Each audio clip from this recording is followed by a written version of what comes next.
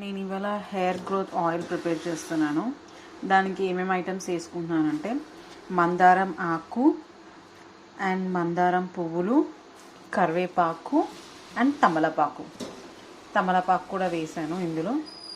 తమలపాకు సో ఈ 4 వేసాను. మందారం, కరివేపాకు, మందారం పువ్వులు అండ్ తమలపాకు. సో దానితో పాటు కలంజీ సీడ్స్ ఐ థింక్ ఇది ఏ షాప్లో ఉన్నా దొరుకుతాయి మీకు. సో మీకు ఎన్ని కావాలో అన్ని కొన్ని కలంజీ సీడ్స్ యాడ్ చేస్తాను. నేను 1 లీటర్ ఆఫ్ ఆయిల్ ప్రిపేర్ చేస్తున్నాను. సో ఇది 1 litre of bottle coconut oil. ఇది ఆల్మోస్ట్ అరౌండ్ 720 రూపీస్ పడింది నాకు. సో ఈ ఆయిల్ నేను ప్రిపేర్ చేసుకున్నాను. సో ఇవన్నీ వేసుకున్నాను. అండ్ నెక్స్ట్ నేను దీనికి తోడు ఇంకా ఏం వేస్తానంటే మెంతులు. సో కొన్ని మెంతులు is good for hair growth కదా. సో మెంతులు యాడ్ చేస్తున్నాను. అండ్ ఇంకా నేను ఏం యాడ్ చేస్తానంటే నేను షీకాయ కూడా యాడ్ చేస్తున్నాను.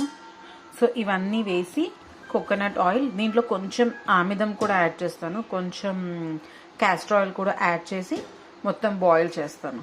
ఇంగ్రీడియంట్ మర్చిపోయానండి, ఇది కలబంద. సో దీన్ని కూడా కట్ చేసి ఇందులో వేసి మొత్తం బాయిల్ చేస్తాను.